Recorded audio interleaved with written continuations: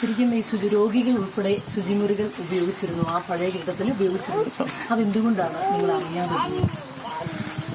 നമ്മൾ അറിയാണ്ട് പോയി ഒരിക്കലും പറഞ്ഞിട്ടില്ല. അത് ആശുപത്രിയിലെ ആ താഴത്തെ 2 നിലകളിലെ അതിൻ്റെ പുതിയ ഫണ്ടുകൾ ഇന്നാണ് നമ്മൾ PWDക്കാരുമായിട്ട് വിശദമായിട്ട് സംസാരിക്കുന്നത്.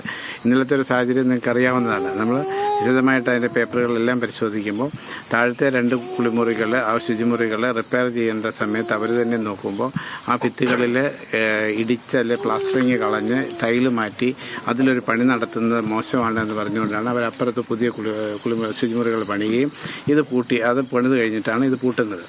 ഓക്കെ. പിന്നെ ഈ ഒരു ബിൽഡിങ്ങിന് മൊത്തമായിട്ട് ഒരു ബലക്ഷയമുണ്ട്, ഇത് പരിശോധിക്കണം. 3 പരിശോധന ഇതിൽ ഇതൊരിക്കലും ഇവാക്യുവേറ്റ് ചെയ്യണമെന്ന് പറഞ്ഞിട്ടില്ല. ഈ കുളിമുറിക്ക് പ്രത്യേകമായിട്ട് മറ്റ് ബിൽഡിങ്ങുമായിട്ട് കമ്പയർ ചെയ്യുമ്പോൾ ഈ കുളിമുറിക്ക് പ്രത്യേകമായിട്ട് ബലക്ഷയമുണ്ടെന്നും അത് മാത്രം ഉപയോഗിക്കരുതെന്നും എങ്ങും റിപ്പോർട്ടുകളില്ല.